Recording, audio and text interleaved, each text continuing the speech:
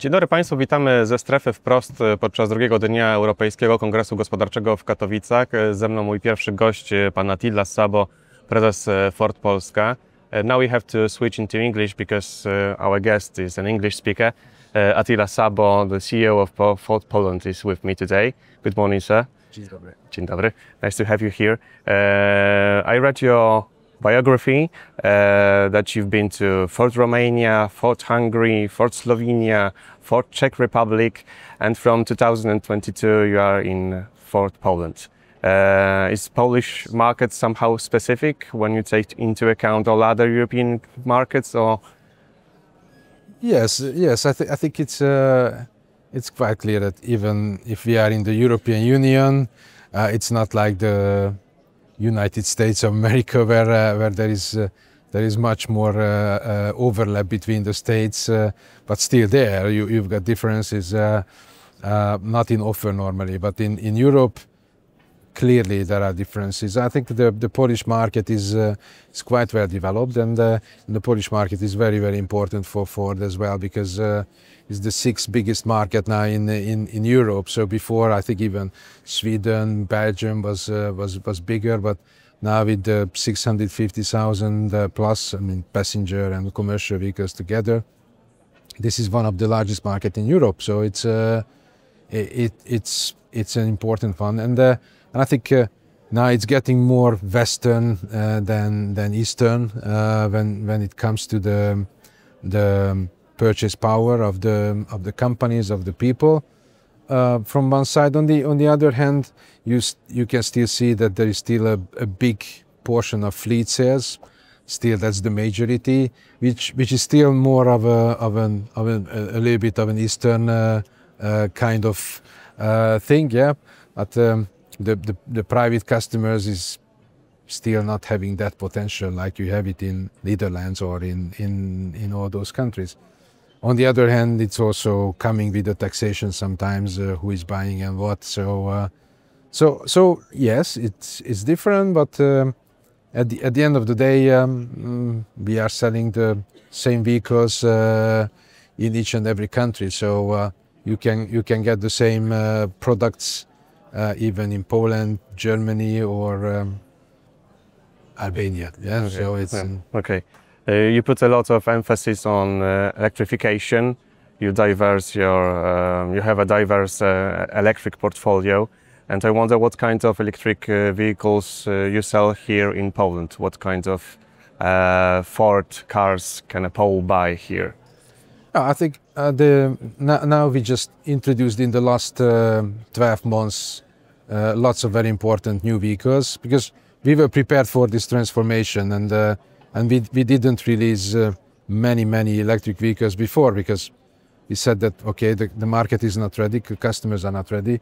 The market is just getting ready right now, probably not fully ready yet, unfortunately. But it's getting better and better every year. It's getting better, and now we just recently introduced on passenger cars the Puma Gen-E, which is our, let's say, I want to say the smallest offer, because the vehicle is not small at all. It's having 576 liters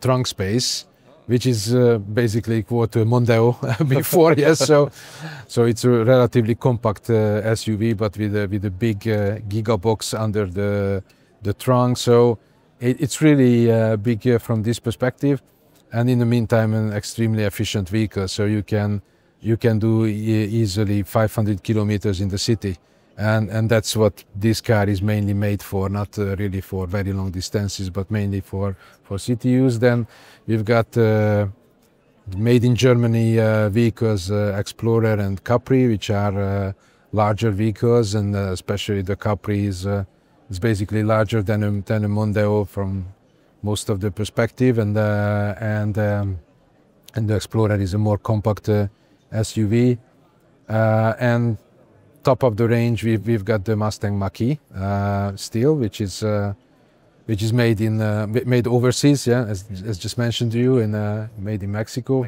by using LG battery from Wrocław. So it's And that's a great vehicle as well. Plus we've got the Tourneo Courier, which is based on the Courier van. That was my next question, because we are talking during the European Economic Congress, so there are a lot of entrepreneurs and businessmen here, and I wanted to ask you about your commercial vehicles. So and the Courier has a passenger electric passenger version as well, and also we have the you can see on our stand electric van, which is 25% bigger than the prior Courier, so it's quite a large small van.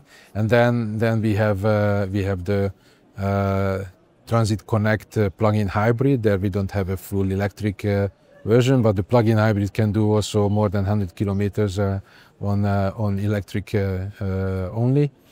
And then we have the Custom, and the Transit Custom van is available also as a plug-in hybrid. If you want to do trips like Szczecin from Warsaw or from Katowice all the time, probably it's much better than a full electric version. But we've got also the full electric Custom for shorter distances of entrepreneurs using in a smaller area. And we've got the e-Transit. Plus, recently, I think on this economic congress, we just brought first time to Poland the Ranger plug-in hybrid, it's a new thing. Also, we've got a large pickup truck in the US, fully electric, but in Europe we said that probably we make the first step with the plug-in hybrid, where we don't compromise any towing capability or payload for the vehicle. And the pickup trucks are very important for us, and they are very popular in Poland as well. So we hope with the 695 Nm torque of the system, I'm sure that the customers will be interested in that Ranger as well. And how would you assess Polish market? I'm asking about Polish companies, Polish entrepreneurs. Are they interested in changing their vehicles from traditional ones to electric ones? Yeah, I think interest, I would say, is relatively high. On top of the interest, you have the willingness. Yeah, the willingness is probably lower, and the purchase recently is not so high. Yeah, so there is on passenger cars there would be more interest. However, there is incentive for private customers and entrepreneurs mainly. So I think the larger fleet customers, the medium large fleet customers, are not moving now with the current incentive structure so fast. Our biggest challenge, let's put it on this way, is commercial vehicle, electric commercial vehicle, because in our view, for the environment, it would be much more important to electrify commercial vehicles first, because they are always on the road. Yeah, so it's not like a private car is standing in the office, standing at home. It's not doing so much pollution, but commercial vehicles are do, because they are running all the time. So to change them, and there are many use cases where electric commercial vehicle is a much better cost, and the total cost of ownership is much more productive and lower. There it would be important to have some kind of incentivization from the government. I'm asking this because when you ask a Polish company, everyone says that they want to be clean, they want to reduce emissions.